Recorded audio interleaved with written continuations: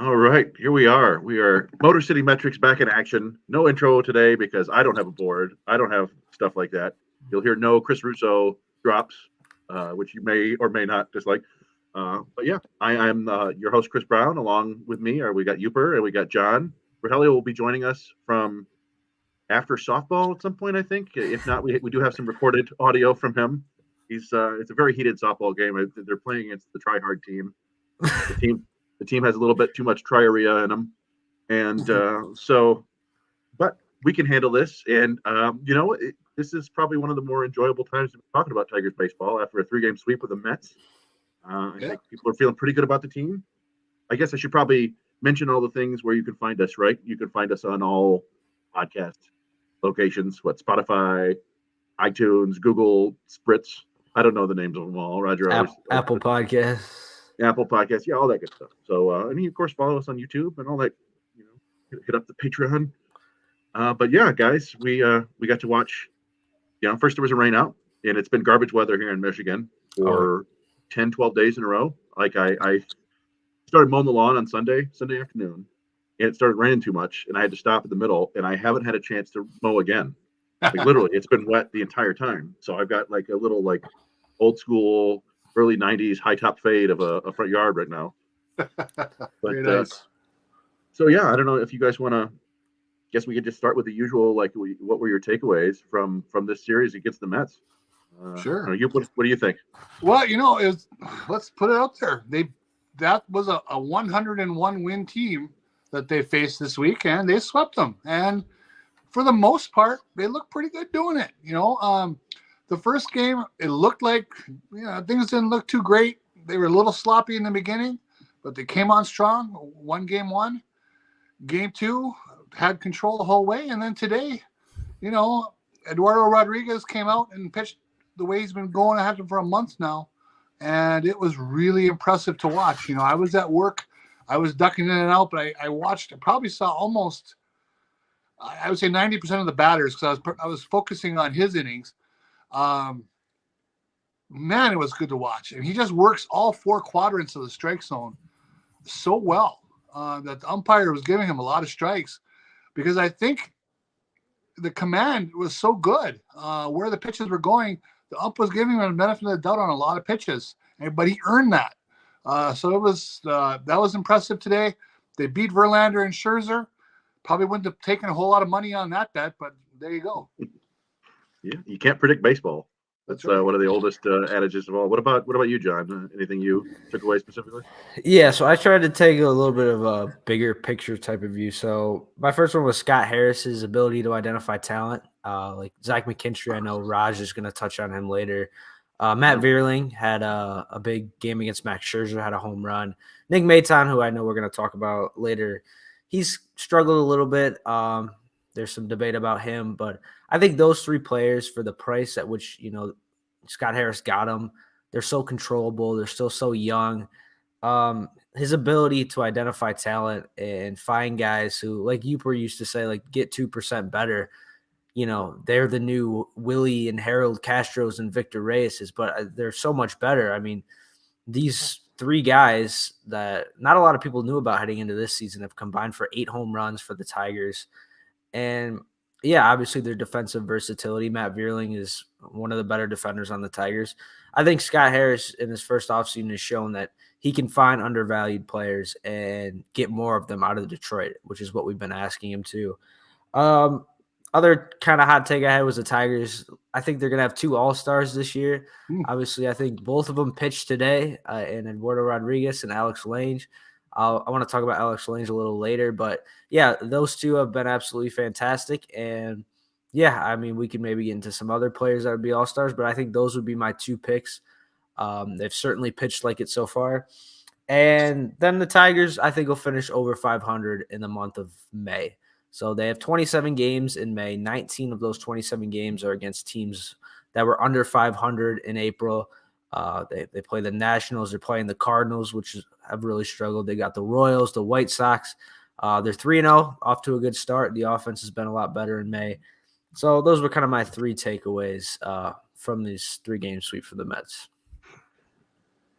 Yeah, I for me, it was just kind of they got a little bit of production from everyone.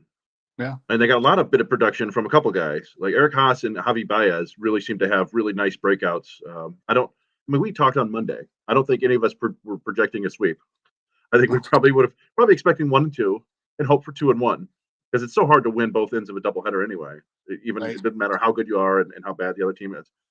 But yeah, just Haas coming up with a big hit in game one of that doubleheader. For him, the 3-run homer and then the big 2-run single later.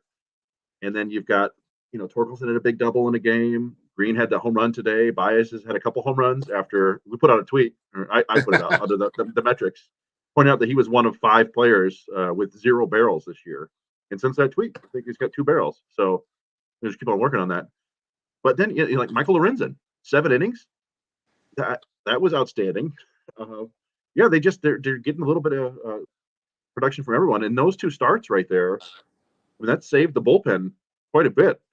We haven't we saw Foley for an inning, Holton for an inning, and Lang for 2 innings. Is that it in the last 2 days?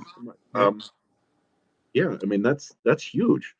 And I think AJ Hinch even talked about it, like just the confidence, the way Eduardo Rodriguez is pitching right now, how it makes everybody confident. They get those 2 runs in the first inning against a Hall of Famer, and they feel okay about it because you're like, all right, I think Erod's going to keep us in this. And sure enough, he did. So it's nice to see just a total team effort for a whole series. And yeah, hopefully they can keep things rolling as they head into St. Louis. We're a team that is absolutely reeling right now, and not too many people are sad about it, I don't think. No, they're not. Yeah. One thing I saw on Twitter, and I kind of want to get your guys' thoughts, is a lot of people were giving Al Avila a little bit of credit because Eduardo Rodriguez is an Al Avila guy. Alex Lange, Al Avila guy. Jason Foley was an Al Avila guy. And even Javi Baez has shown some signs of life. What are your guys' thoughts on that? People kind of, obviously we all think he deserved to be fired, but a lot of his guys, per se, haven't been too bad to start this season. Well, I hesitate to give him a ton of credit. Again, and we've gone over a lot of reasons why, some of it goes back to Chris Ilitch and what he would let him do. Alex Lang has come up through the system. Draft pick. Actually, no, they got him in a trade, excuse me. A solid move, but at the deadline, they were just getting bodies and they hit on one. That's great. That's what GM should do. The free agents, if you had talked about Baez and Rodriguez last year, everybody said it was a disaster in year 1. Year 2 of the first month, looking pretty good right now. So, I think anytime there's a regime change, there's going to be some residual effects both ways. Right now, when they're on a little, 3-game winning streak, it's easier to look back at a couple of things he did that worked and just dwell on that for a day or two. But people go back to ripping him very soon, especially if they hear the Marcelo Meyer podcast on MLB Pipeline. Yeah, I mean, the thing is, I think just about everybody liked the Eduardo Rodriguez deal. And Yeah. I mean, the bummer now is that they gave him that opt-out after 2 years. They're like, oh man, because yeah, I'm gonna probably end up doing a kind of a deep dive on that later. Because it's like, the Tigers. The sad reality is they probably will have to trade him. We'd all like for them to still be in contention around the trade deadline, and you know what, make a run for it, and then after the year maybe try to extend him or something like that. But he's such an affordable pitcher right now, and the way the market was last year, it seemed like everybody in his neighborhood was getting $20 million a year, and he's at 15. So he's going to opt out and get a 5-year, $125 million deal probably. But still, I mean, I like that deal. The Javi Baez deal is still, I don't know. But yeah, I don't know. It went far beyond the product we see on the field with Avila. There were things, all the minor league stuff. Raj and I have talked about the players being super excited now that they have good food. And you don't know if that was Avila so much as Ilitch or what. But yeah, I don't know. I mean, I wouldn't give Avila credit for this team being 4 games under 500. It's like they're still a pretty bad team. They're still the bottom 10.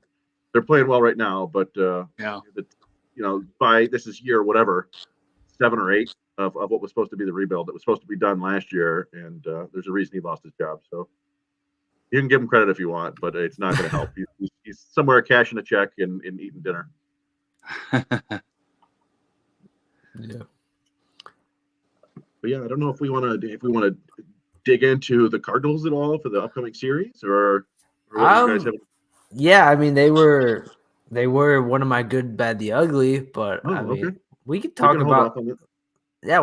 We can talk about them now. I mean they're 10-22. They're I don't know. Their team OPS is 738, which isn't bad. Their team ERA is 4.70.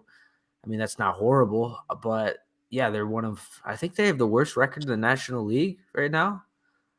Yeah, third worst record in baseball. Only ahead of the A's and the Royals. Amazing. Very, very rare sighting for them at the bottom of the standings at any point in a season, even though it's still fairly early. It's just an organization you expect to be in the upper division of any race. Odds are they'll turn it around somehow. They still have seemingly a fair amount of depth in that organization to try to bolster things a little bit. I'd be surprised if they don't make some kind of run through the summer to get back to 500 and see if they can poke around in the race. But as of now, they're kind of playing dead baseball. I mean, I've seen them a few times. Montgomery has pitched a couple of decent games, but bullpen wise, they've been pretty shaky at the back end, and their offense doesn't seem too lively, much like the Mets. For all the money the Mets have poured into it, their bats went pretty silent this week. Whether that was the Tigers doing it to them or just the fact that they're not hitting that great, we'll see. But yeah, I wish I could have gone to this series in St. Louis. Things didn't work out, but I think the Tigers got a shot to go in there and win a couple of games. Yeah, I mean, we talked about it just a second ago. It's baseball. You never know. It's hard. Cardinals might be playing some of the worst baseball in across the league, and they could sweep the Tigers in 3 embarrassing games. Hopefully not. We like to think that, as we said, Haas heating up, Baez is heating up. Ibanez is playing pretty well. There was a lot of talk earlier in the year about Jonathan Schoop being kind of expendable, right? Or people wanting to get rid of him. And at the time, it was like, well, I mean, nobody's playing well. Yeah. Now you got McKinstry playing second. Ibanez was playing a solid second. Zach Short came in and did his thing in a small sample. He's not getting much playing time, like at all. So I don't know what they're going to do with Schoop eventually. I mean, it wouldn't shock me if he at some point is just released because they have a bunch of bodies who are performing. Him and Cabrera are kind of sitting together over there quite a bit. Yeah, it's unfortunate. Well, and Cabrera was not feeling well, I think they said. And that's okay. Yeah, he's there. He's hanging out. Yeah. But I don't know. That was to John's point. Like, Nevin came up and didn't do much. He finally hit that home run, but they gave him a shot, and they brought up Ibanez instead of everybody wants Malloy up. We talked about it a lot on Monday, I think, about how we don't think he's quite ready. And I just watched a minute ago. He struck out looking with the bases loaded in a 5-1 game in the 8th inning. It's unfortunate, and they've got they have the automated strike zone going in Toledo too, so he couldn't. It looked like a ball, but he got tough break. In any event, so some of these guys they're bringing up to help are helping. Tyler Holton, I don't think anybody really. I mean, I liked what I saw from him at the very beginning, spring training. Kind of reminded me of Tyler Alexander, just a lefty with, very average, below average velocity, but a decent cutter and knowing how to pitch, and he's done his job. And so, yeah, I think, I did have a question. Somebody asked me a couple of weeks ago, like, hey, is there anything that Scott Harris has done to impress you so far? It's like, it's still so early, right? But yeah, I would say so far, more of his little tiny moves have worked out than haven't. So that's progress, I suppose. Yeah, and I don't know. I just want to ask you, because it's so early, we're 30 games in. I think me and Uper said 40 or 50 games in is when you can really start to make a judgment on a team. 30 games in, has this team changed your mind in any way for expectations for this year? Are you still, high 60s, low 70s win as what you've seen over these, beginning of May. Has anything changed for you guys? Not really. Yeah, I, I agree. I would feel a lot better if we were getting more than sporadic production from Riley Green and Spencer Torkelson. That remains the key to the season, I think, or to exceeding expectations. Because those two guys have to figure things out and perform well regularly. We've seen some flashes here and there. Riley Green he pulled a home run today.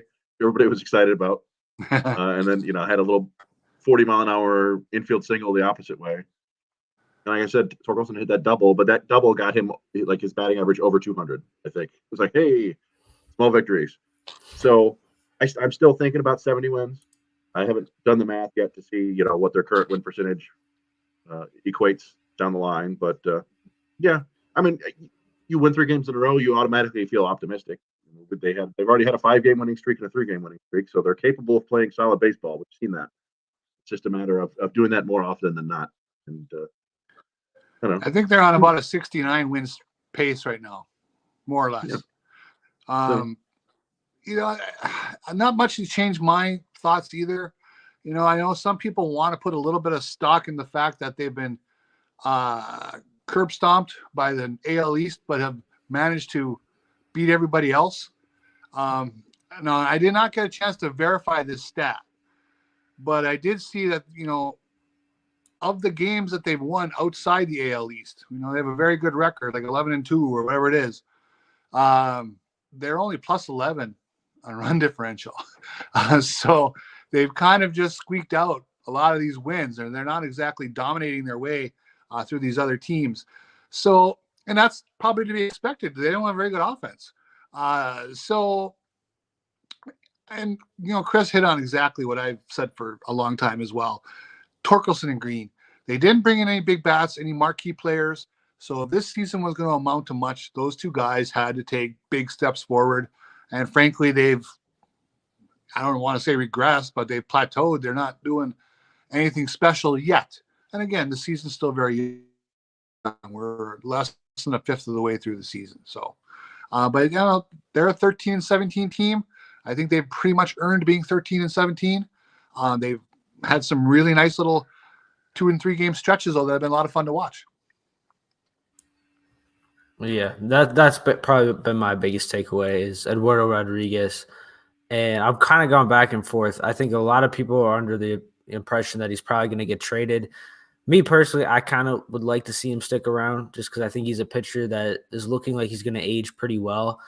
But yeah, if Scott Harris can get another Justin Henry Malloy, I think that's probably what he's going to do. But that would probably be my biggest takeaway so far out of the first 30 games. Yeah, that's something I'm going to write an article about it, I think, because it's fascinating to think about. Because, yeah, the problem is, as we said, he's going to opt out. And now he would kind of be foolish not to, right? He's only 30. He'd get paid a lot more than he will be getting paid with the Tigers. There's a possibility, I think, that they could restructure his deal or, add a couple of years to the end of it. But to make that worth his while, you're probably talking about paying him $30 million in year 4 and 5 in his contract, at which point he's probably far less effective than he is right now. He's 34, 35. So it's just a tough situation to be in for the Tigers because, yeah, you'd love an anchor like this in your rotation, a guy you can trust. He's not a dominant ace like Verlander and Scherzer in their heyday, but boy, he's an awfully good number 3. And when he's at his best, he looks like a number 2. And I mean, that's super valuable to this team, but then you have to figure, well, that's going to be a pretty good commodity on the market too. Now, it's an expiring deal, so you're not going to get a ton for him.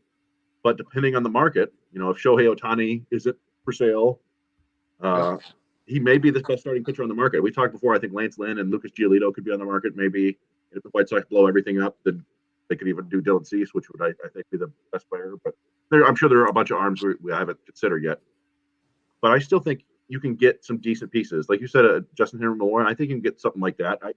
Matter of fact, I think you can get a package where he is the top part of the deal, but you're also getting a couple other guys who would fit into your top 30 prospects. Because, I kind of compared it to a year. This is more like 6 years ago now, but and you're different pitchers. But when the Rangers traded Yu Darvish to the Dodgers, I think they got 4 prospects for him. And Yeah. the top one was Willie Calhoun, who didn't work out. He was a top 100 guy. That's Yu Darvish, so I wouldn't expect it to be that good. But I'm thinking it's something similar, like a deal where you're getting maybe a top 100 type and a couple other guys. So it may just be something the Tigers feel like they have to do or risk losing him. But yeah, I don't know if I don't think the Nationals want to trade C.J. Abrams, do they? Not for you, right? No, I don't think the probably Nationals not. are really going for it. But yeah, somebody, Jacob Mann, said E-Rob for C.J. Abrams. There was another question here. Jacob also asked if Joey Gallo is striking out less than Riley Green and Spencer Torkelson. And the answer to that is no. Joey Gallo is striking out 33% of the time. And I think Green has got it down to about 30. The top strikeout player in baseball is Trace Thompson. You know, Oh, the wow. guy that people wanted What? back for a while. And, like, they Come kind on. of the bloom fell off that rose, I guess. Never saw that coming. 34-year-old. Riley Green's at 31.5%, and Gallo's at 33. Okay. So- I did see a question from Stan. He said, does the panel think the 2023 team is worse than the 2022 team? No, I don't think so. No, the 2022 team was bedeviled by injuries like you wouldn't believe, right? This team hopefully will stay a little healthier, so might have a little staying power. Obviously, a lot of those guys who went out last year are still out this year, Mize and Skubal and so on. But I think this team is a little more solid defensively, and they can't hit any worse. At some point, as the weather heats up, hopefully they'll outpace last year's squad. Yeah, I think to your point earlier, John, where you were talking about that they replaced some of the anchors on the team, beloved though they may be, the Castros and Jamer and Victor Reyes. Those guys were all kind of 1 or 2 dimensional players, and they've replaced them with guys with more well-rounded games. They're not superstars. They're not even stars, really. Not even all-stars. They might even be average players. Not even starters, maybe. Yeah, in some places they got starters, but they provide more than those other guys they got rid of. It was addition by subtraction, and so that alone I think makes them better. And then it's a matter. I remain kind of amazed that the bullpen has been as good as it is. Mason Englert is low-key MVP of the bullpen, and I don't think this team is as bad as last year's cursed Tigers. What about 2021 though? 77 win team. Well, that team, remember, started 9-24, and they looked like the dregs of baseball. Okay, Mm-hmm. They got on a nice roll through the summer months. I think this team could be as good as that team, even if they don't win 77 games. Yeah, and then that was kind of a weird. It was the opposite of last year, right? Where suddenly everything just seemed to click. You had Akil Baddoo coming up and doing all sorts of crazy stuff. Yeah, he hasn't hit for power since then, but somehow he was a power hitter for 4 months of the year. Scope had 6 weeks where he terrorized baseball. Yeah, Robbie Grossman went 2020. Robbie Grossman, he hasn't done much since. So sometimes baseball's weird like that. I think the talent level is probably maybe slightly less than that team. Although you have Baez and Erod now, I don't know. Yeah, it's hard to judge. Yeah. So that's a good one. We were getting all sorts of questions over here in the chat. I don't know if we want to answer any of these. Let's see. Dom said, any sleeper hitters or pitchers that can emerge as trade chips? You thinking about on the current team? Yeah, for the Tigers. What about Eric Haas? Yeah, I thought for a couple of years now that Eric Haas is a very interesting trade chip because he's another guy who can really get on a roll, and he plays catcher, at least passively, and plays outfielder. Wait, I look like Robbie Grossman? Robbie Grossman looks like me? Well, okay. Sorry, I've been distracted by Tyler Matson in the chat said Robbie Grossman, noted Chris Brown lookalike. In any event, Haas would be an interesting potential trade chip, particularly if now it's very, very early. But Dylan Dingler has been absolutely terrorizing baseball down in the minors. He was okay. He was doing it in low A ball on a rehab assignment in Lakeland. You're like, okay, fine. But through 3 games up in Erie, in Bowie, he's got a couple homers, and I think he's probably like 6 for 14 or 6 for 10 or something crazy like that. So if he progresses with the bat and comes up, well, then you got Rogers, you got Dingler. You may be able to move a Haas if you want to. I mean, in the pitching trade candidates, I don't know. You guys have any ideas? Well, Boyd and Lorenzen, but they really haven't pitched well enough to really get much back. Well, I mean, Lorenzen showed some signs, right? He'll be on such a short deal. Could they trade him and get another Alex Lang type? Maybe. I think that's kind of what you're looking for. Someone like that is probably going to bring back a relief arm. Same with Eric Haas. I mean, I like Eric Haas, but he'll be on a contender. He's going to be a backup catcher, occasional right-handed pinch hitter off the bench. If you get a relief pitcher for him too, you're probably doing pretty well. Yeah, I mean that would sort of strike me a little bit like the Justin Wilson, Alex Avila deal, where Haas would be another piece, I think, in a deal. Like he's probably not going to be a starter or any kind of contender, like you said, but he could be a helpful lefty masher. Like I don't want to trade him. I don't. And like we talked about before, like I don't really want to trade Alex Lang, but if he keeps pitching like this, and he's one of the better closers in baseball at the trade deadline, and you're the Tigers, and you don't really need one of the better closers in baseball, I'd at least listen, because most relievers don't have a run of success for more than 2 or 3 years. Particularly, I would think a guy who throws so many breaking balls and off-speed pitches. At some point, that there might be an issue there. But I don't want to trade any of these guys. We're just speculating about who might be valuable at the deadline. Yeah, I think the takeaway I have is last year they didn't really have any trade chips. I think this year they kind of have a few trade chips now, at least one in particular in Erod, but even Alex Lange would be a pretty good trade chip if they decided to trade him. Yeah, well, I mean, last year they had what, Fulmer, they had Chafin. They didn't trade Chafin for some reason. Amazing. And who else? Yeah, Jimenez and Soto. They could have traded all those guys. They waited to the offseason, probably got better deals, I think, than they would have gotten at the deadline. Although who knows? I mean, who knows what was going on in the front office at that point? Avila was gone, less than a month later? Or like 5 days later, wasn't it? It was like April 5th or August 5th or 6th, something like that. So yeah, sounds right.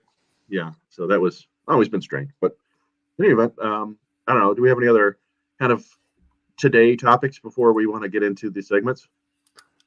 No, I just saw Joey Wentz get traded, but I wouldn't look too much into that. I mean, he's got 6 years of control. Yeah. He's made like 8 starts. I mean, he's shown flashes, but I've always liked Joey Wentz. But yeah, I would give him another year or two to see if he could actually be a viable starter. It will be kind of interesting to see what, if anything, happens when Skubal comes back, because I think he had another bullpen the other day. I guess probably 7-8 weeks before he's pitching with the Tigers again, if everything goes well.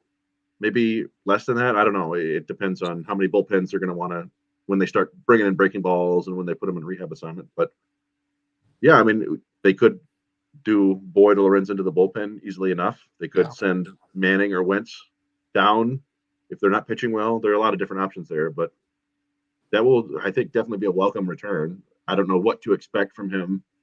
It's Boyd seems to have come back okay from that surgery.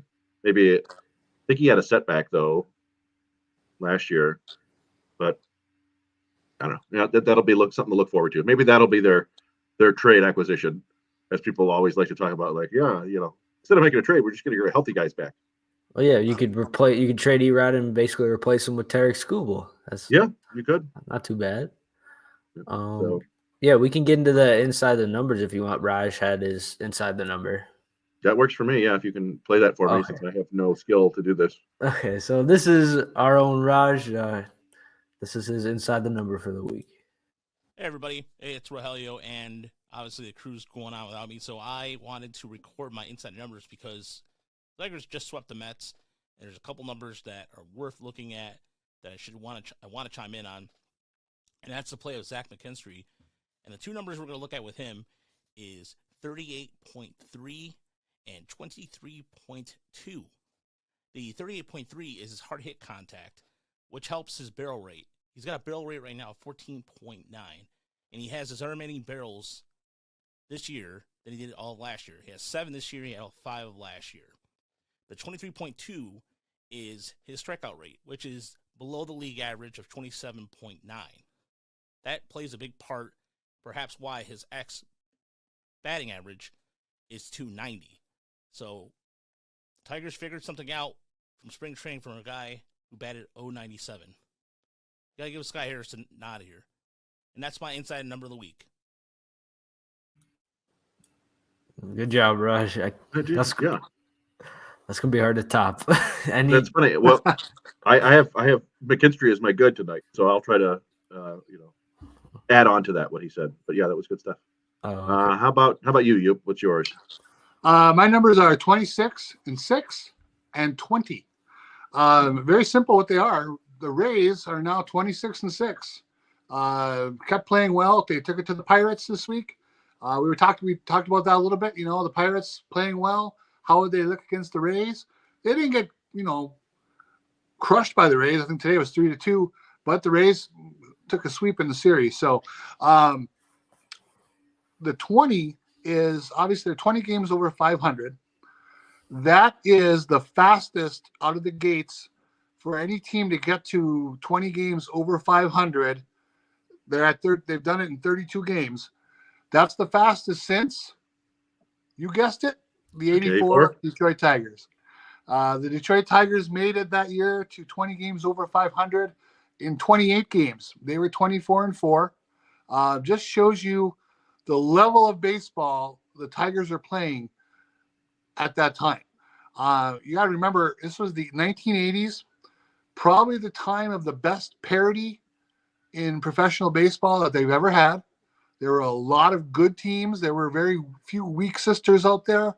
To get to 24-4 and then ultimately 35-5 was a sustained run of excellence, unlike that we'll probably never see again as Tigers fans.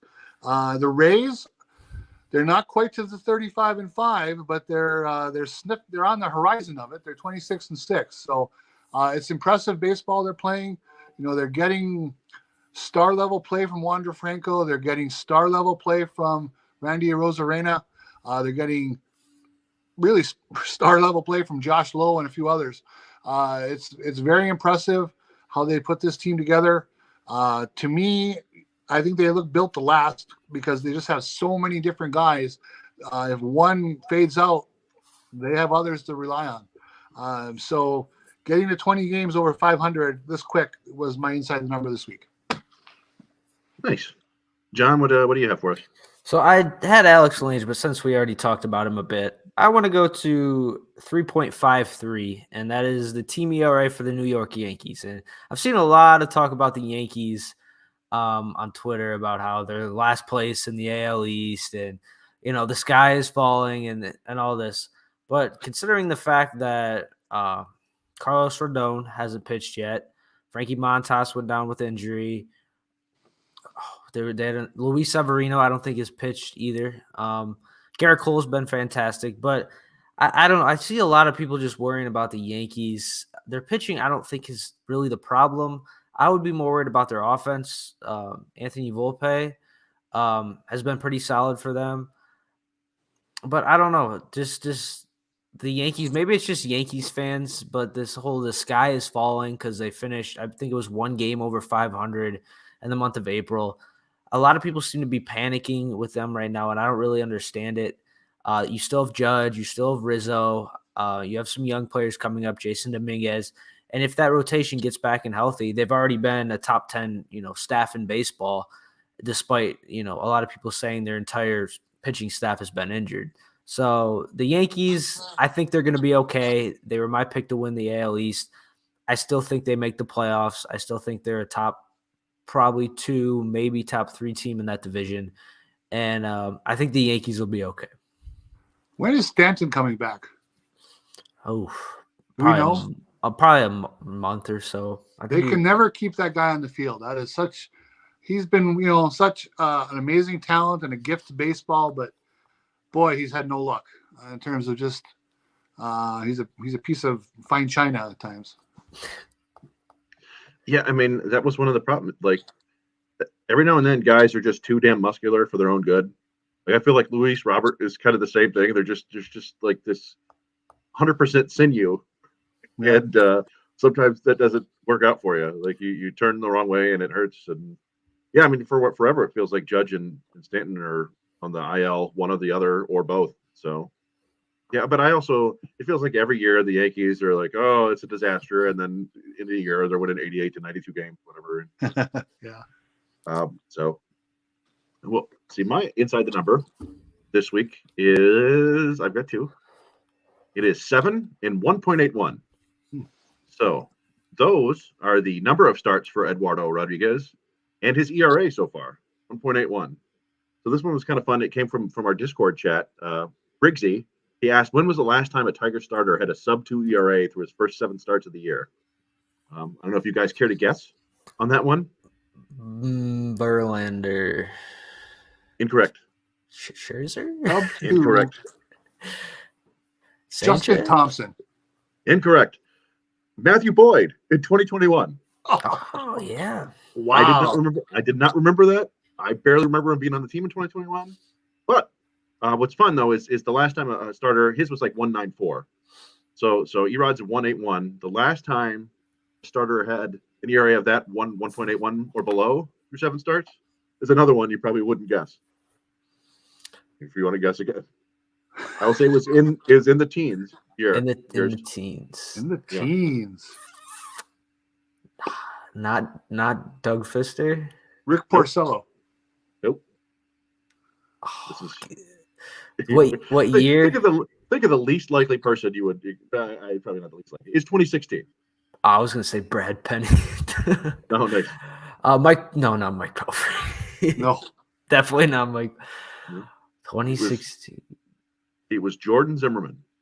Oh yeah. Yeah, the In 7-0 starts. 2016, Yeah. in his first year with the Tigers, he had a 1.5 ERA, 7 starts, and then he hurt his neck, or it was neck or his back or shoulder, something like that, and he was just never the same since. I was at the game where he came out. We were in the little special buffet area, which is nice time, but that was a bummer. But yeah, so when I was digging into that, I thought it was kind of wild. Before Zimmerman, Scherzer did it in 2014, and then Verlander did it the year before, 1.55 ERA. Before that, you have to go back 20 years to David Wells in 1993. And then before that, Doyle Alexander after the trade in 1987. And before that, Mark Fidrich, but not 76, in 77. His other kind of partial good year. Yes. And it's only been done. Erod is the 10th. People forget. He wasn't totally done. He was hurt, but he came back. For a short time. But yeah, Erod's just the 10th Tigers pitcher to do that in the integration era. Only 10 guys have their first 7 starts have had an ERA that low. So I thought that was kind of fun. So yeah, we can now roll into the good, bad, and ugly. I don't know. Did Raj give us one of those too, or is he going to call it in? Or did he have a video for it? He does not have a video for it. All right, fair enough. So, John, he's you batting with the bases loaded right now. Oh, nice. Hopefully, he gets some video for us. He's doing his best. He's doing his best, Spencer Torkelson. Oh. Oh, wow. Okay. So my good is the Los Angeles Angels. Now, every year I like to drink the Angels Kool-Aid. Hasn't worked for me yet, but they've had a decent start to the season. They're 18 and 14. They beat up on the Cardinals. Shohei Ohtani is, I'd say, the MVP right now. He's been fantastic. Their pitching's actually been pretty good. I think it's 11th in baseball right now. Patrick Sandoval has been a really, really good starter for them, looking like he could be a frontline starter. They obviously added Tyler Anderson. Carlos Estevez, a 30-year-old reliever, has been their closer this year, has been pretty solid. And yeah, obviously their offense, they have some big names, obviously Trout and Ohtani, but Renfroe's been really good. Brandon Drury, I know a lot of Tigers fans wanted him. He has 6 home runs, I believe, so far this season. You've got Taylor Ward. You've got Jared Walsh. They made the trade for their catcher, Logan O'Hoppe, I think it is. Traded Brandon Marsh, which some fans have been critical of that. But I think the Angels, I still think they cap out at like a mid to 80s, maybe high 80s win team. But I think their offense is pretty solid. And, the Mariners haven't gotten off to the greatest start. I'm still a little weary on the Rangers. I think they've been good.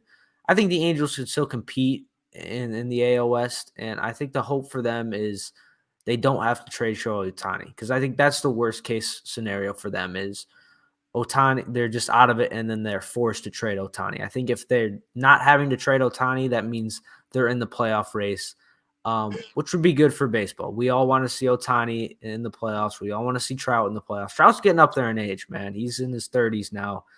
Hasn't won a single playoff game. I don't like the Angels as a franchise, but I hope they're able to make something happen and just be able to have at least one playoff start for Ohtani. I think would be great.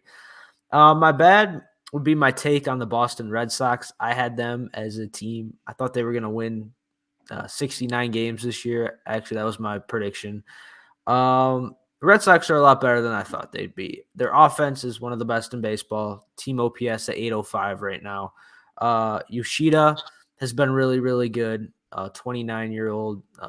Looks like he's going to be a mainstay for them. Verdugo, I know a lot of people clown them for the Mookie Betts trade. Did they get equal value for Mookie Betts? I don't know. But Alex Verdugo has been really, really good. He's obviously a couple years younger than Mookie Betts. And, they did get the shortstop Jeter Downs. He didn't work out for them. But I think that trade is not as bad as fans make it out to be. Obviously, Mookie Betts is getting paid a lot more money than Verdugo. And Verdugo's been hitting at the top of the lineup for him, been really, really good. You obviously have Devers, Jarren Duran, who I get him confused with the Pistons rookie Jalen Duran. He's been really, really good and limited at bats too. So the Red Sox, they have a lot of young players they can build around. They have Tristan Cassius, who was my pick for rookie of the year. Hasn't been good so far this year, but maybe he can turn it around. They have a good young core offensively. Pitching-wise, they're going to have to figure it out. But the Red Sox, I think it's not too far-fetched for them to be able to compete for a play-in spot. A playoff NBA spot. podcast. Yeah, sorry, I'm in playoff mode right now. They can compete for a playoff spot, I think. And then my ugly would just be the Cardinals. They've lost 6 in a row, lost 9 out of their last 10. And the weird thing is, like, Goldschmidt's been pretty good. Arenado's been good. Nolan Gorman, who I know a lot of Tigers fans, were dreaming of trades for him this offseason. He's been really good as well. I'm going to say it's a little bit fluky. I still think they're going to win that division. But so far, probably one of their worst starts, probably in a really, really long time for the Cardinals, who, just got beat up by the Angels pretty bad and are now 10-22 on the season. Yeah, I think the Cardinals have had one losing season since 2000, something like that. Like, they're just always good, so this is very unusual to see, and not that disheartening. But would they win in 2021? Didn't they win like the last 17 or 18 games or something like that? Yeah, they had a ridiculous winning streak. But yeah, I mean, we talk about with the Pirates banking those early wins. I mean, banking a lot of early losses doesn't help either. That's right. We saw the Tigers. The Tigers did it a couple of years ago, and we talked. They got up to 77 wins, and it felt like a minor miracle. So I don't know, but again, don't feel too bad for the Cardinals. They'll be all right. And one thing I agreed with you on the Red Sox. I thought they were going to be bad, and I was watching. Erie was playing their Double-A affiliate the other day, and they had a couple prospects on that team. Nick York, people might remember, he was in the top 100 briefly after like a really good first year, and then he struggled the next year, but he looks legit again. And then they have a center fielder / shortstop named Ceddanne Rafaela, who looked really legit too. So they got more help coming, unfortunately. Yeah, Marcel Meyer. Yeah, Marcel Meyer, that guy. I think he was 4 for 4 today or something. Yeah, with a homer, I believe. Yeah. What's your good, bad, and ugly? Okay, my good's very simple. Tigers took on, like I said earlier, 101 win team this week, got a sweep. But the bigger part was, to see Max Scherzer and Justin Verlander come back to Comerica Park, both take the mound against the Tigers, team that, we have very limited expectations for at best. And to beat both of them, hey, that's just, you got to feel pretty good about that for the Tigers. You saw a lot of people reminiscing about the good old days. Even Verlander indulged in a little bit of that about how good those teams were and how much fun he had and what a blast it was to come to the park. It was good to see some of the energy in the ballpark today. There were some people really whooping it up and having a good time. That's certainly been missed in Detroit. So it was fun, even though they're in different uniforms. It was great to have those two back.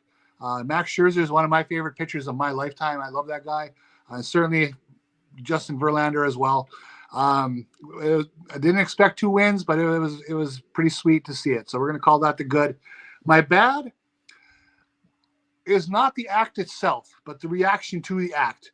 Last night, Wander Franco fielded a routine ground ball at shortstop for the Tampa Bay Rays, and he had plenty of time to make the play, so he kind of threw a little sauce on there, and he flipped the ball up in the air with his throwing hand and plucked it out of the air, and then he made the throw. It was certainly a hot dog move, okay? No question about it. That he was putting a little flair on things that probably isn't necessary. But I saw a lot of people, especially some ex-players, really criticizing it as, just the biggest affront to the unwritten rules, a new frontier of unwritten rules being broken there. Let it go, okay? That's the kind of play, as long as you don't screw it up, go for it. The first time he drops one, then I got to believe the manager takes him aside and says, we're not doing that anymore.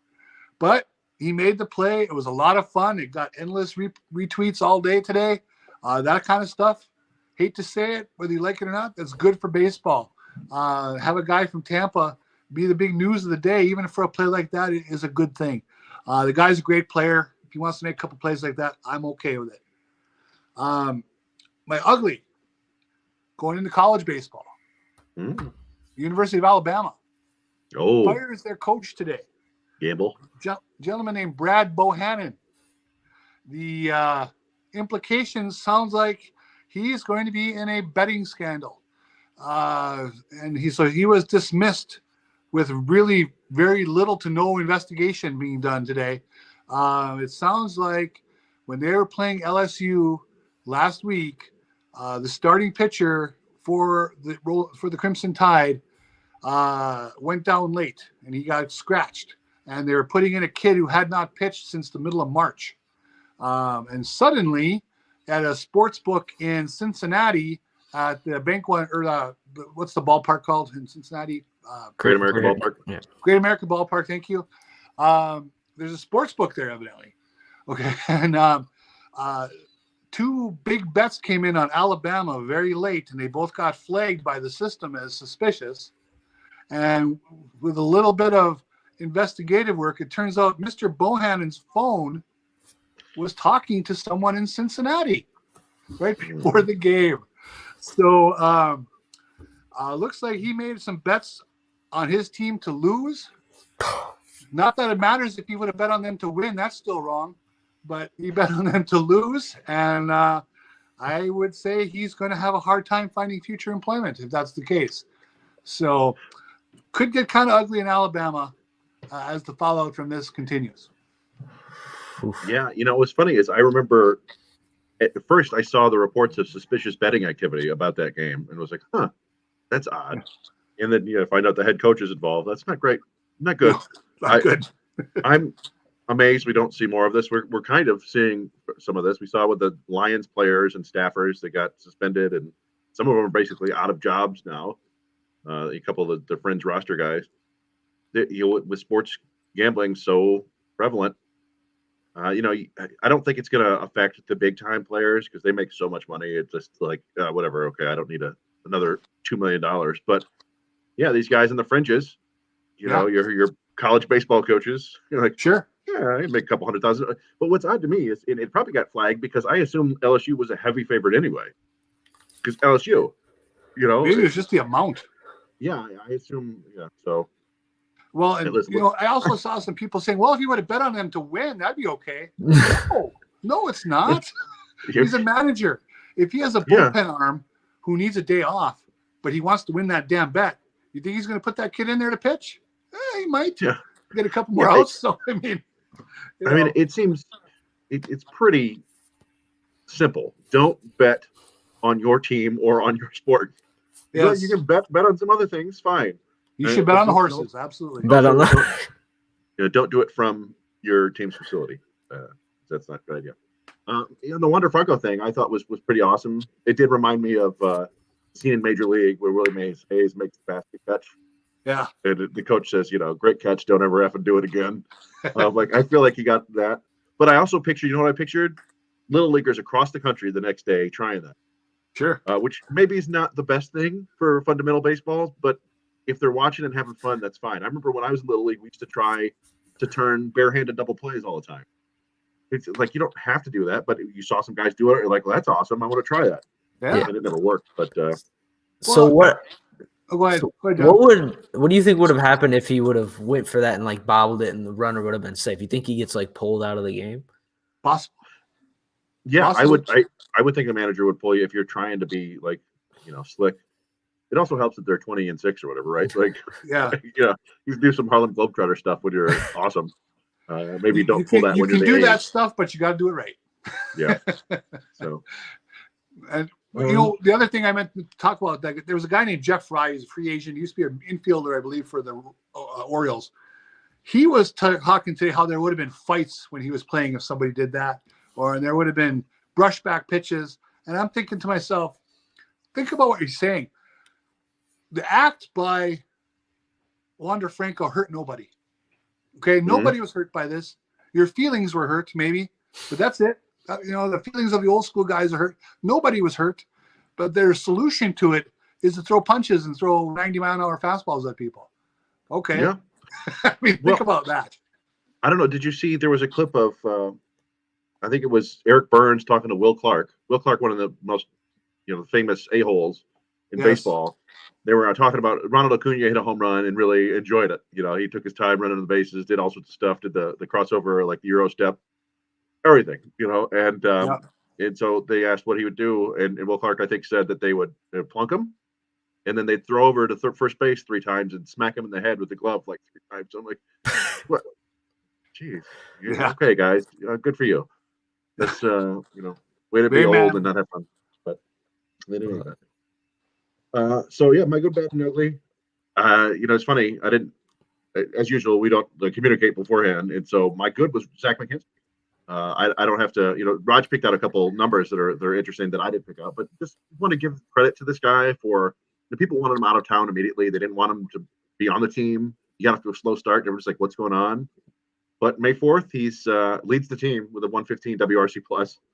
And like we said earlier, there's nothing crazy about it, but he just does a little bit of everything well. I think he's third in batting average on the team. He's third in walk rate, fourth in ISO power, tied for first in steals, second in WAR.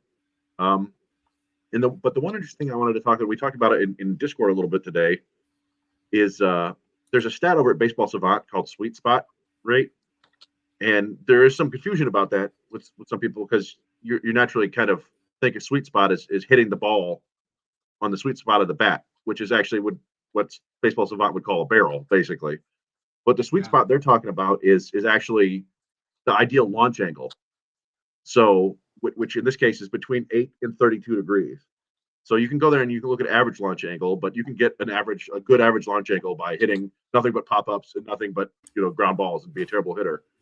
But guys who hit the ball consistently in that 80 to 32% or degree sweet spot range tend to hit very well because you don't necessarily even have to hit the ball hard.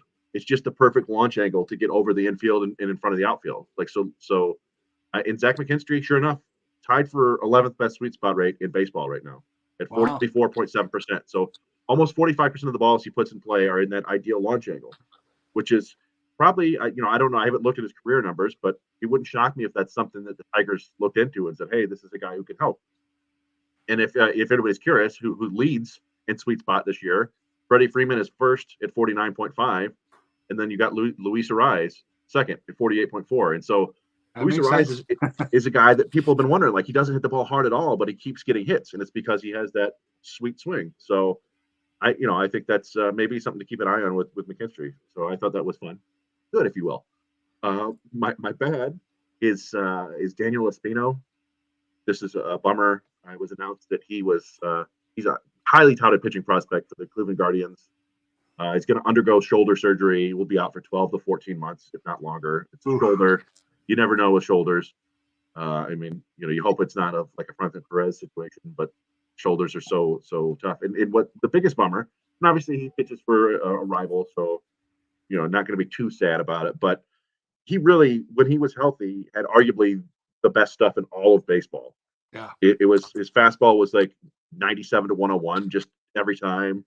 A wicked slider, a really good changeup, a really good curve, threw enough strikes. Like, he was nasty, but he hasn't pitched. He made like 4 starts last year, hasn't pitched since last April, and now he's not going to pitch all this year and probably half of next year. Oof. And it's, you just, I don't know, you feel for a kid like that because he was so talented, and it's just it's a reminder that pitchers can break so easily and so thoroughly, and it's just a real bummer. Did you see So, Ricky Tiedemann went down tonight? I did hear about that. I didn't. I know he had tweaked his something earlier in the year, and of course, I have him on my fantasy team in my keeper league. So Me that's too. a bummer. He was a guy I he wanted. he threw a curveball for a strike, and all of a sudden he did the old arm shake, pointing at his elbow when he took him out. Yeah, that's bad news. So we'll see Ricky Tiedemann in 2025. Yeah. That's awful, but it's the nature of the beast, right? Like, it just, we see this with pitchers all the time. And certainly Tigers fans saw plenty of it last year. Mize and Skubal and Manning. Somebody earlier, I don't remember the name. So why does Manning keep getting hurt? You know, the one, like this most recent one, that's just bad luck, right? It took a comebacker to the foot. Like that, there's nothing you can do about that unless you wear, like, work boots on the mound, which I don't think is legal unless you're Sid Finch. So and my ugly is going to be letting pitchers wear it. In the past few days, there have been some really ugly starting pitching lines. Today it was Jack Flaherty of the Cardinals.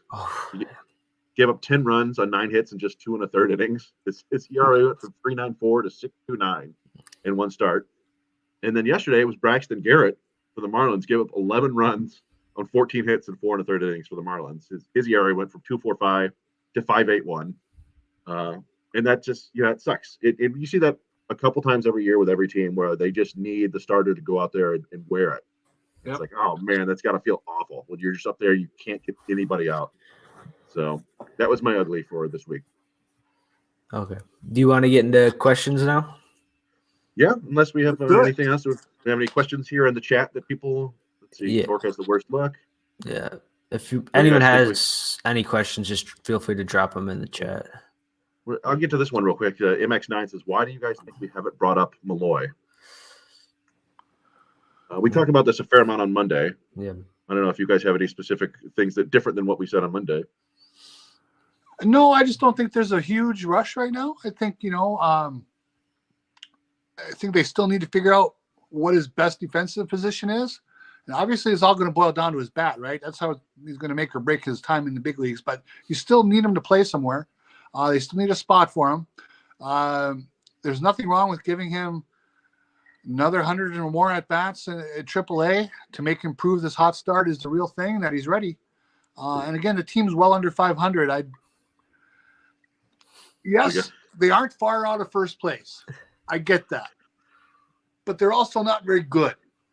So you got to balance what the team needs versus what's better for the player long term. Yeah, a lot of people say let him cook. Well, There's these fun phrases that the youngsters use now. Let him cook, and I've seen Justin Henry Malloy. People like to say, so he's him. What we said on Monday was basically, it amounted to he's not ready quite yet, and he's one of the prospects, along with Parker Meadows, that when they bring him up, they want him to stay. So they want him to be absolutely ready to come up. And he struggled for the last 2 weeks. It's relative compared to how hot he was, but he's not. This is a guy who is not as good of a prospect as Spencer Torkelson and Riley Green by any stretch of the imagination. He's a solid prospect. He's not a top 100 prospect. You might argue they should be, but just because he's performing in AAA, we've seen over and over again. And I might have to go out and do some research and post like, okay, here's Tyler Nevin's OPS in AAA. Here's what he did in the majors. Here's Green's OPS in AAA. Here's what he's doing in the majors. It is the largest leap in baseball, going from AAA to the majors. The players in the major leagues are incredibly good. It's unfair.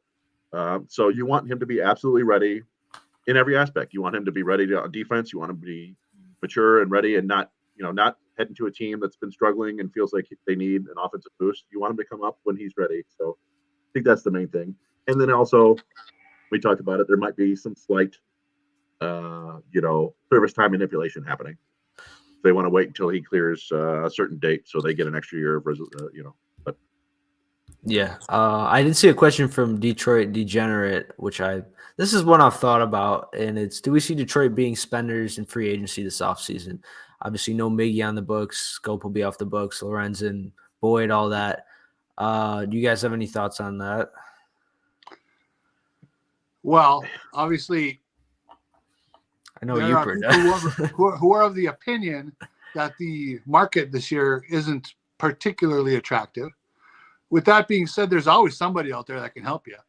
And when you look at the Tigers spot by spot on this roster, there are upgrades to be had. Okay, let's face it.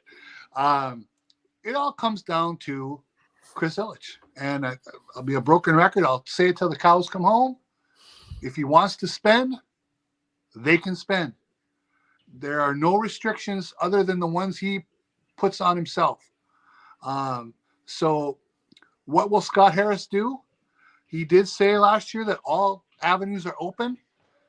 It's going to be up to Chris Ilitch to prove that statement by Harris is true. They didn't do it in offseason number 1 for Scott Harris.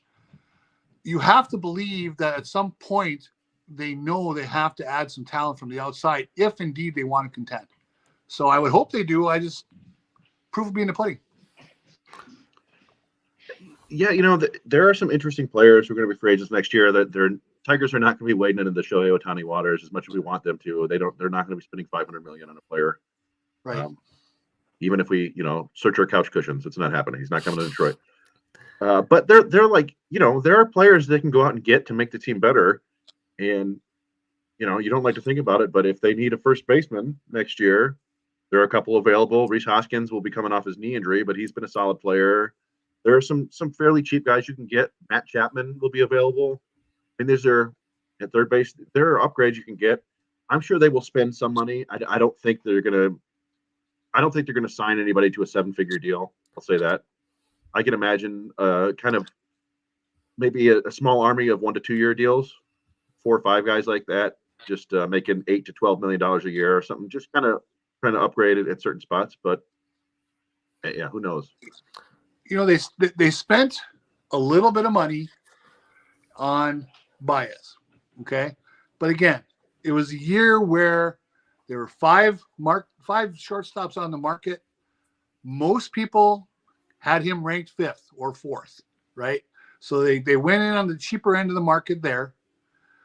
The Erod, deal, very affordable. That's a contract any team in baseball could afford if they want to, in a heartbeat. Mm-hmm. And both of them, they gave themselves a 2-year out. So they limited the investment. So when I've had some people tell me, well, I mean, Ilitch spent. Yeah, he did, but he didn't really follow through. It was a kind of a one-time thing. We need more. They need more. More evidence that he wants to compete. Yeah, I like the 1 or 2 year, maybe like 3 years at the most. Like we saw with Carlos Rodon when he was signed to the Giants. I could see a deal like that because there are some pretty good free agent pitchers. Jack Flaherty, Aaron Nola, Julio Urias. I think Urias will probably get a long-term deal. Dax Scherzer has an opt-out. So pitchers like that, offensively, there's no one too special. Cody Bellinger's a free agent. He'd probably be seeking a long-term deal. Tim Anderson has a club option. I don't know if the White Sox would want to let him go. But yeah, I think more, deals kind of like we saw this offseason, but I think just a little more bigger in value, maybe like a $15 million a year, $20 million a year, like what the Cubs did with Cody Bellinger. I thought was a really smart pickup for a team like that. So I could see moves like that, but nothing long-term, like a, 4 or 5 year, 6-year deal committing to these guys.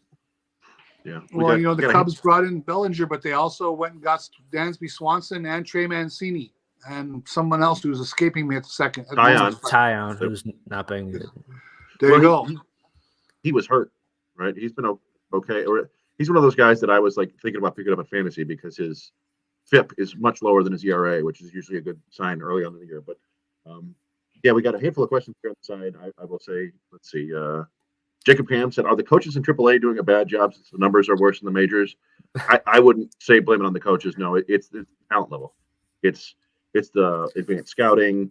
It's the major leagues. This is the real deal. They are spending time finding out your weaknesses, exploiting them, forcing you to adjust. The level of preparation is ridiculous. You can, people don't believe it, but they will say, okay, here's the plan. We're going to throw these 2 pitches here, and the third pitch is going to pop out to right field, and they execute that.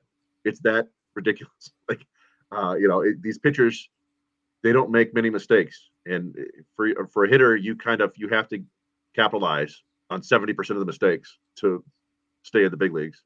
So it's just the level of competition. The coaches can always be upgraded, I suppose.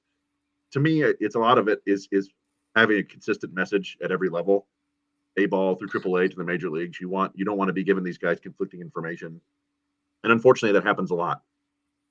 They're just not everybody's always pulling in the same direction. So hopefully the Tigers are now. But then we said, okay, so we got any word on Casey Mize? We haven't heard anything more than the periodic injury reports they put out, which I think he's been playing catch 3 times a week, right? Yep. Like, he's a guy, he theoretically could come back in like September. And if he does, I doubt they'll do that, but if he does, I would imagine it'd be kind of like a Michael Fulmer thing where they're pitching him 3 innings tops. He pitches 3 innings every 6th day or something like that. Otherwise, you think they just let him pitch at the Instructs or even Arizona? Yeah, I would think so. I mean, that would be interesting. I think he possibly could go to the Arizona Fall League, which would be wild because we do see that sometimes the big leaguers play in the Arizona Fall League. A couple years ago, Lars Nootbaar was out there, even though he had played a bunch in the big leagues, and he came back and had a good year. So, yeah, that's a possibility to just get him some innings. Tyler Madsen, am I saying Torque will be leaving? That was more of like if it becomes apparent that Torkelson ain't it. Well, if you will. Yeah. So there was a question that said, how long would you stay with Torque if he keeps treading water? Yeah. Yeah. I mean, it's a weird thing because he's not performing very well, but he's showing enough kind of flashes and you're seeing him hit the ball hard. And it's like, you feel like there's a way for him to turn the corner and start producing. He doesn't seem to be in over his head, right? It's like he's not striking out a ton. It's just he's just not hitting the ball where the fielders aren't. And it's not all bad luck. I mean, like I said, a part of that is they're attacking him where they know he'll hit the ball. Like, you throw the ball here, he's going to hit the ball there. They know what they're doing, so he's got to make some adjustments. But, yeah, I mean, I don't think they would give up on him. It would basically have to involve him completely flopping, like going down to like 150 with 0 power, where they're like, okay, I don't know if this guy can do it. We need to bring in a veteran just in case. But that was just speculation on my part. Saying there are a couple interesting names there at first base. Do you think he gets a 800 at bats? 1,000? I would think, yes. I mean, he's at what, 500 and something now. Mm-hmm. For his, they're going to give him, I think, 800 to 1,000. Yeah, I would think he'd get the rest of the season probably. Again, like I said, unless it just gets super ugly and you got to send him away, he's getting booed and stuff. But they're going to give him time because they have, they gave him $8.4 million. They don't want to lose that investment. So, again, it's not a sunk cost just yet. Sometimes guys take time. On a similar note, I got a question from at Spartan DE. He's a listener. And his was a similar question, but about Nick Maton. How much longer do they stick with him? When does he get fitted for a Mudhead uniform for a while? Oh, well, I mean, part of the problem there, right, is they're just absolutely attacking him with breaking balls over and over and over and over again and elevating it. And that might just be his kryptonite, which is unfortunate because he is doing a lot of stuff well. He played really well at third base the other day. He seems to be really liked by his teammates for the most part. They love the wolf thing. They love howling. He's got some power. He had that big walk-off home run against San Francisco. But, yeah, it's tough to stick in the big leagues if you're going to be batting 150 or whatever he's hitting. So, I don't know. I don't know what they do there. What's interesting, though, too, is yes, I think Dickerson said today he'll be seeing sliders in his sleep tonight. And he's probably right. It's getting ugly, but you look at his number. His K rate is not at a career low. It's the best. His walk rate's at a career high. The barrel rate is at a career best. Hard hit rate, but his line drive percentage is off the charts low. I mean, way lower than it's ever been. So the numbers they're kind of all over the map. They weren't as terrible as I thought they'd be for a guy hitting $150. Yeah, I mean, his BABIP is like 170, which would indicate a lot of bad luck. I do wonder, I'm checking now, I suspect his average launch angle is pretty high. 21. I feel like he hit 21. That's not outrageous. It's still, you want, probably under 20 was ideal. Yeah. So, yeah, but like I said, he's still doing enough that I think you can keep him around, but I don't know. Yeah, if at some point you need to get that batting average up just to stick in the lineup. Yeah, I think if there was kind of a guy you could look at to replace his at bats, because I think he's played majority of his games at third base. Obviously, McKinstry could maybe be that guy. Ibanez, I've been impressed with him. I don't know if there's anyone, any youngsters coming up through the system like a Winsell Perez or Lipsius who was really ready to contribute at this point. And like you guys have said, some of the underlying numbers have been encouraging. So yeah, I'd give him another month. And if he's still hitting this poorly, if his average is still this low, then maybe you could seriously look at that. But like for a team that doesn't really have expectations to be a playoff team, I don't think he'd be on the hot seat necessarily right now. Cameron Evans sent us a question, which we'll probably get to later, but I'll grab a part of his question and put it on Maton. If this club is somehow still a few games out and we're in late July, then yeah, you probably got to try. You got to at least try, and you probably got to take him out and plug in something else. Yeah. But until then, until the team has really shown that there's even any chance, and we're not there yet, I think you let the guy play, because at least he plays some defense. He can help you in some ways. Yeah, I think that's a good point. Like if it gets to the point where the Tigers actually like, hey, if we win more games, we have a chance to make the playoffs, then you go, well, we got to stop playing these guys who aren't performing. And I think that's going to be a kind of a theme for the Tigers in the future. We've seen it even, they've made a bunch of minor league signings. Guys aren't performing and they're bringing in these veteran minor leaguers to play. So, yeah, I don't know, you keep playing them until he becomes unplayable. I guess that's not a terribly concise answer, but I think it hasn't happened quite yet. Somebody else, Alex asked, do I think Colt Keith will get promoted to AAA soon? No, probably when Justin Henry Malloy gets promoted to Detroit, probably in June, possibly July. He's been playing fine. They're AA. They're attacking Colt Keith a lot with high fastballs, and he's having trouble laying off of them. So far, he can hit them. He's a hitter. He hits everything, but they're getting him out that way. So he's got to make an adjustment. So yeah, I don't think there's a particular rush with any of these guys, but that's the thing. Like if Maton struggles, Malloy would probably be the next man up. I would think they might actually finally bring him up and let him play. And then, if Malloy is well or hits well and Maton, he can play other places. He can play outfield, he can play second base, he can play shortstop. So it's nice to have those options with him. So what other questions do we have here on the side before we stick with Matt Vierling? I feel like I've been pretty impressed with Matt Vierling so far this year. Yeah, it's kind of funny. We were waiting. He's kind of a right-handed Riley Green. Like, hey, is he ever going to pull the ball? And he finally did against Scherzer. Pulled a big-time home run. I think he's been playing well. He's another one who's kind of like the souped-up Victor Reyes. And he doesn't walk a ton. He doesn't strike out a ton. He puts the bat on the ball hard. He plays quality defense. All right. Dr. Hans Fuchs, thank you. Now I feel like we got to explain that to the podcast. What happened there? We got Dr. Hans Fuchs said, I'm watching your show naked drinking a Bud Light.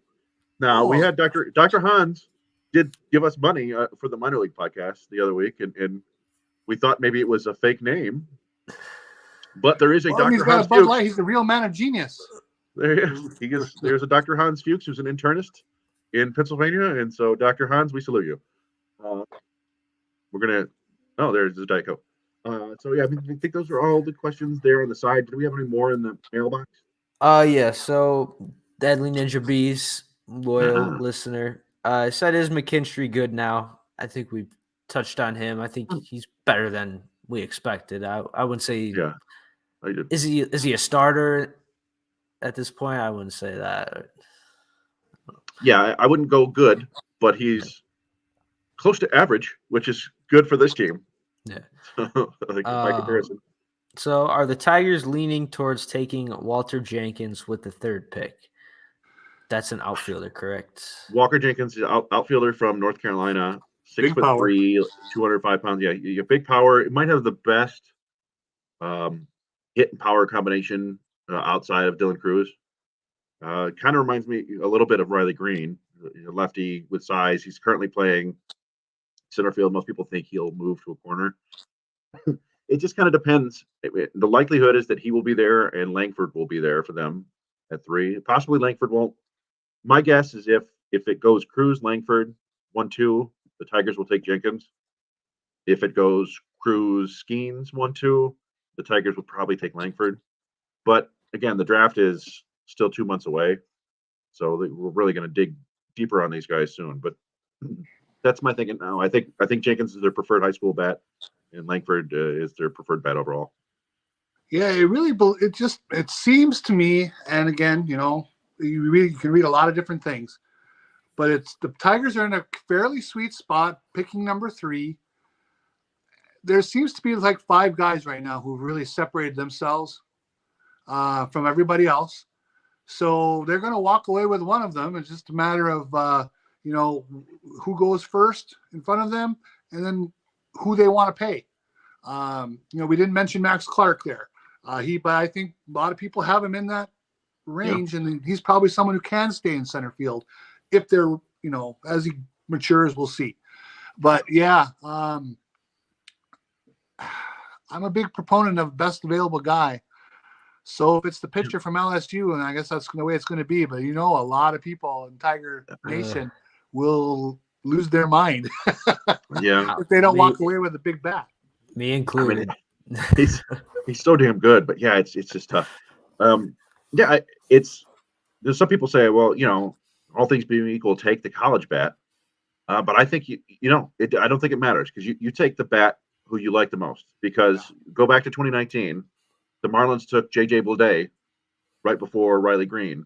The Tigers took Riley Green, and I think Green beat Bleday to the majors and has a much more promising future. You take the bat you like more. So that's where I would go there. And Jacob Cam, he said, should the Tigers trade up number 1 pick? You cannot do that in baseball. Yep. You can trade very limited picks. You can trade competitive balance picks, which are going to be in the 35 to 40 range, I think, and like the 70 to 80 range.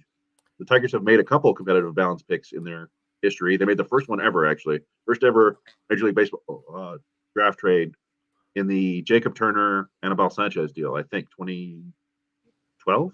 Yeah, 2012. Right? Yep. And then they traded a competitive balance pick to the Rays in the Austin Meadows trade. We got to check up how whoever they picked, how he's doing. Do you know? It was an outfielder from Northern Illinois, I want to say, or he was. Shoot, I've forgotten his name, but I think he's in low A, high A. I haven't heard anything about him, turning it up and being a top 100 prospect. But it's the Rays, so he'll probably be in the big leagues in 2 years. Yeah. So I did a little bit of draft research. I think Dylan Cruz is probably the consensus number 1. But like Uper said, I remember the Pirates tend to go a little bit out of the box with their picks. Henry Davis was really out of pocket, number 1 overall pick. I really like Wyatt Langford. He's a guy is low strikeout rate, high walk rate. I think he's a guy that controls the strike zone. I think he's a guy that could interest Scott Harris. So I'd be really, really happy with him. But I think at number 3, there's like 3 or 4 outfield prospects you really, really like at the top of the draft. I don't want them to take a pitcher. I I understand best available. I just think with all the injuries that we've seen, I just think it's more impactful to get a guy who's going to be in the lineup every single day instead of a guy who's pitching once every fifth day. So I'm in that camp of just as long as it's not a pitcher, I'll be happy. It really seems to me this is one of those years where if he continues to hit like he has, Dylan Cruz is making himself the number one pick, bar none. Yeah. Okay. Yeah. Because there are years where, we hem and haw who number one overall is, and it changes 3-4 times, and it really depends on who the club wants to pay. But then there are years like the Steven Strasburg year and others where number one is number one. And if you pick anybody else, you're nuts. Okay. And really Dylan Cruz kind of has that look and that aura around him at the moment. So I don't think the Pirates will throw a curveball this time. Certainly anything's possible, but I think that's how it's going to go. And that's kind of where the Tigers, the bad luck they've had, the Casey Mize year, there was no big time guy. I mean, just a Bryce Harper that was not there. So Mize kind of by default kind of glided into that, even though he had arm problems the year before, which drove me nuts. But and then you had the next year, Adley Rutschman was number one. There, you weren't going to debate that. Okay, Tigers didn't get that. It could have been Bobby Witt, but really it was Adley Rutschman for the last month or so. And then here we get Torkelson. Not a great draft year. I mean, the top of that draft was, and then they ended up with Torkelson because of the resume. And it's just kind of how things have worked out for the Tigers. Yeah, and it's kind of wild. We were just looking. If you look back at those top 15 picks from 2018, there's a whole lot of nothing there. It's Yep. Mize, you got Nick Madrigal, you got Alec Boehm, you got Jonathan India, just a bunch of guys who are okay. I think you have to get down to Shane McClanahan before you get like a star, and he was like the 31st pick. Yep. And then same with 2020. 2020 was the COVID year, and everybody thought Spencer Torkelson was that guy that won because of the production. But I do feel like if they had a full season, he probably would have gotten nitpicked a lot more. I'm sure people did their research when he was a sophomore and with Team USA and stuff. And you look at the top of that class, it's pretty rough. Yep. The guy I wanted, Austin Martin, has been pretty pedestrian at best in the minors. On his second team. Yeah. Asa Lacey has been very bad. The kid the Marlins took was good from Minnesota, but he blew his arm out. So you got to wait on him. Max Meyer. Yep. It's just, the best player from that draft was Spencer Strider, who went like 120th or something like that. It's just a strange year. And he completely changed who he was in pro ball. He changed what he threw and how he threw, and he's been awesome. So, yeah, you just don't know. I think to your point, I was going to say the same thing. Like at this point, it does feel like Dylan Cruz is just the best player, and you don't overcomplicate it. You take the best player. And something we talked about before, they finally, the bonus pools were static for the last 3 years, and they finally upped it again. So the Pirates with the first pick get like $9.7 million, and I think Torque still has the record for the biggest bonus at like 8.3 or 8.4. So that's going down. Yeah, Dylan Cruz's agent going down. The Pirates can be like, here, we'll give you the biggest bonus ever, $9 million, and we'll still save $700,000 they can spend later. Like they don't need to get super greedy. Now, who knows? Maybe they have Langford graded the same as Cruz, and they can get him for $3 million cheaper. They might do that, but I think this is one where you don't get cute. You just take the best player, and that's what you do. But there will be some. The Tigers have a chance to. They have I think the 37th pick and the 45th pick to go along with the third pick, so they have a chance to play with some money, and hopefully they will. I'm very eager to see what they do in the draft under Mark Connor and Scott Harris, under the new regime, because we liked Mark Connor's drafts, if you can call them his drafts, in San Diego. There were a lot of fun players taken. So, I don't know. Yeah, we did have a part 3 from Deadly Ninja Bees. Dingler is killing it right now, but will his bat play in the majors? I you can go back and look. We went and saw Dylan Dingler in West Michigan in 2021. We saw it was Daniel Cabrera, Spencer Torkelson, and Dylan Dingler all on that team.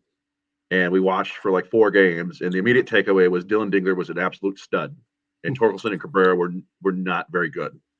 And Torkelson, I turned it on later. Dingler stayed awesome in low A, or it was high A at that point. Just was awesome for like 6 weeks. Got to double A, got off to a really hot start, and then poof. He got hurt. It went away. He was pedestrian for the rest of the year. He was pedestrian all of last year. He's off to a really hot start this year. I hope he can hit. I'm skeptical. I've seen him strike out a ton in person and on games. I feel like big league pitching is probably going to eat him up a bit, but he still is a terrific athlete and a terrific pitch framer, and he's got a cannon of an arm, so he's going to be a big league player. I guess right now I put him at like the Jake Rogers bar. Can he be better than Jake Rogers? I don't know. Jake Rogers kind of floundered in Double A for a while too. I think he spent 2 full years in Double A. Catching is very hard. I remember we talked to Josh Crouch on one of the other shows, and it just everything that they deal with. They're doing research on every hitter, working on the game plan with every pitcher. It's hard to take time after all that to then go out there and work on your swing. But yeah, I think Dingler will be at least a backup at the MLB level, and I think he still does have the ceiling of an everyday player. But you just never know with catchers. Like, was it Jonah Heim is hitting like 300 this year, and it's like who? Yeah. Sometimes catchers take a while to pop. So I'm excited about him though. I've always liked him. Like I said, it's just the kind of the shine wore off a little bit over the last 2 seasons. Okay. And then we just had Cameron. I mean, we have kind of gotten into this. It was just Eduardo Rodriguez. If a team is willing to give you 2 organizational ranked prospects, do you deal him? And he said if the Tigers are 5 games out in July. He said game it out. I thought it was a great question. And game it out. If they're sitting there on July, say 25th, and they are 5 games out of first place in the AL Central, even though that might be under 500. It could be.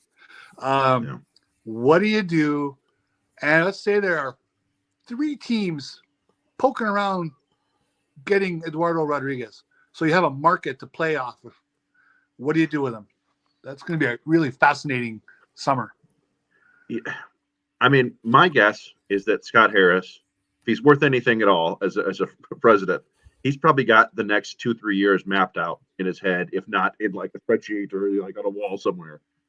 And he probably has no intention of competing this year. Like if they do compete, who knows? He may change his timeline. But my guess is it'll be kind of like the Orioles last year, where they ended up not doing anything at the trade deadline, I don't think.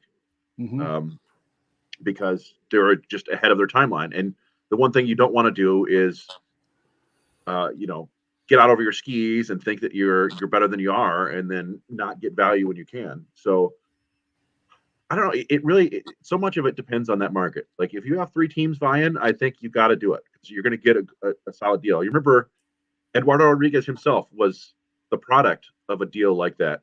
Yeah. Way back in the day, the Tigers were very close to getting Andrew Miller in 2014, I think it was. Sounds right. From the Red Sox. And Baltimore came in with a better deal. They offered Eduardo Rodriguez straight up. And the Red Sox were like, okay, we'll take that guy.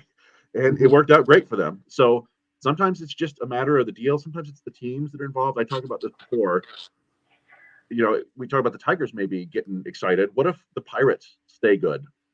And they feel like, hey, we don't want to spend a bunch of money. But we don't want a long-term deal, but we would like to win an extra 2 games. And that's what you're going to get from a pitcher at the trade deadline, 12 starts maybe. Yep. But that gets you 1.5, 2 wins tops. But when you're a team on the borderline, that could be the difference between the playoffs and not.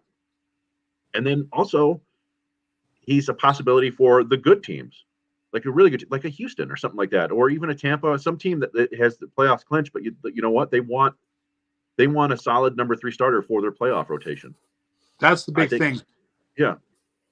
So I think the market is going to be strong. If he's pitching like this, it's going to be a really good market for him, and I think you have to trade him. So you just kind of cross your fingers and hope that either the Tigers go nuts and are in first place and it doesn't matter, or he keeps pitching well and you can get a solid deal.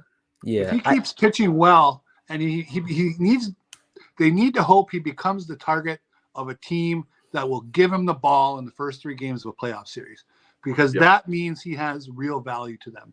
That means you should be able to extract something you want. Yeah, Yeah. absolutely. I think, like Chris said, just sticking to their plan long term. Even, I mean, this would be a hot take. Even if they were, say, in first place, I still think it would probably be the best choice to trade him just for the overall long term future of the franchise to get some young players. Like, you have Tarek Skubal coming in too, so like it could kind of be like in with Rodriguez. You get some young hitters you like, but then you can replace him with Skubal, which we don't know what he's going to be. Well, and John, I agree with you, because here's the thing. What is the value of winning this ultra weak division long term? What does it mean?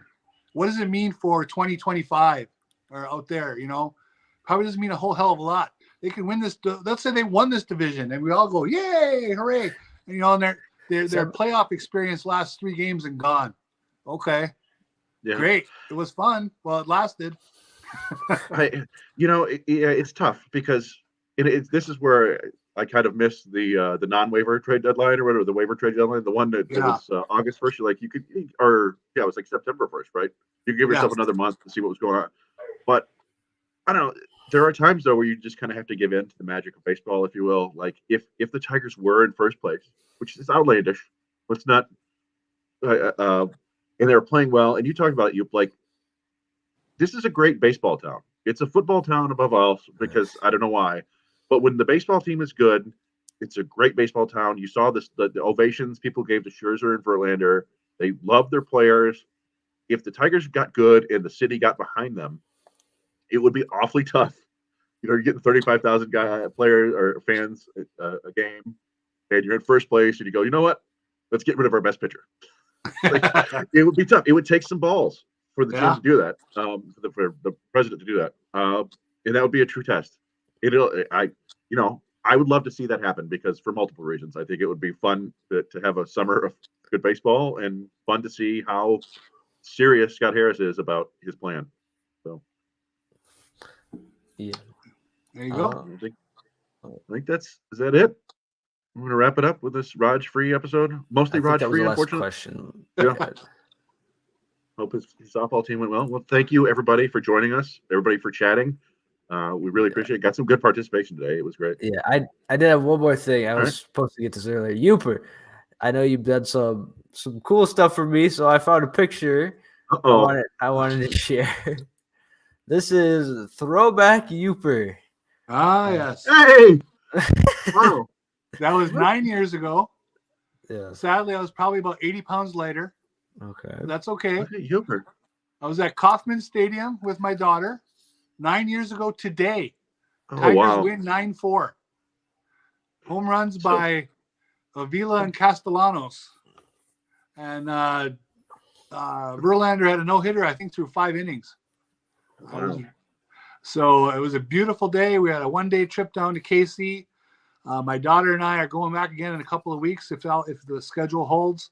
We haven't been to a game since before the quarantine. So, found that picture today and good memories there at Kauffman Stadium. Wonderful place to watch a ball game. That's awesome. Is she coming back home for summer? Yes. Nice. Yeah, that's good. She's a manager at the local public pool. Oh. So she's in charge of all the lifeguards and such. So she works pretty hard all summer, but we're going to go catch a couple games. Awesome. That's very cool. All right. There are no old pictures of me. No. Well, you can. I mean, if you can find one. Not online. There aren't any. They don't exist. You said one more thing, John? If they could just subscribe to the YouTube channel, we're 25 subscribers away from 1,000, and we get monetized at 1,000. So that would be really, really big for us. If you guys are in the chat right now and you could subscribe, it'd mean a lot. So thank you. Yeah. Thanks everybody for watching. And like all the usual stuff, you can email us. I think you can send us messages, and we'll be back. I never know if we're going to do a Sunday show. Raj and I will be doing the minor league show on Sunday, but I never know if there's going to be a big league show or not. But we'll let you know. We'll tweet it out. And thanks again, everybody, and we'll see you next time. Thank you. I've pressed the end button.